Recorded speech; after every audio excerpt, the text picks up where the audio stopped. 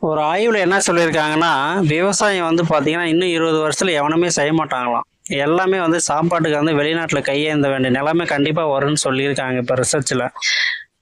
எல்லாருமே புது புதுசா வீடு வாங்கணும், கார் வாங்கணும், பங்களா வாங்கணும் இப்படிதான் போயிட்டு இருக்காங்க. யாராவது ஒரு 4 சென்ட் நிலத்த வாங்கி விவசாயம் பண்ணலான்னு யாருமே தோண மாட்டேங்குது. தோணாது.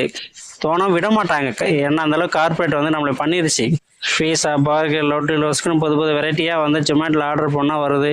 இப்பெல்லாம் வில்லேஜுக்கு கூட வந்துடுச்சு. அதனால டோட்டலாவே வந்து விவசாயத்தை மறந்துட்டாங்க. இவ்வளவு ஏன் நாங்களே பண்ணிட்டு தான் இருப்போம். இதுல பேசுறதே நான் தானே. நானே இப்ப வந்து விட்டுட்டேன். அந்த அளவுக்கு வந்து இதுல எதுவுமே கிடையாது. எந்த ஒரு சலுகையும் பண்றதில்ல அந்த கவர்மெண்ட்.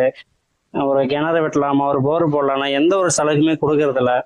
அந்த அளவுக்கு வந்து இந்த கவர்மெண்ட் சீப்பா நடத்திட்டு இருக்கு. அதனால யாருக்குமே வந்து இன்ட்ரெஸ்ட் கிடையாது. எல்லாம் வெக்ஸ் ஆகி எல்லாம் இப்ப சிட்டி பக்கமா வந்து ஏதாவது ஒண்ணு பொழைச்சிக்கலாம்னு சொல்லி ஏதாவது ஒரு ஒர்க்கை பார்த்துட்டு இருக்காங்க. ஸோ இந்த நிலைமை மாறணும்.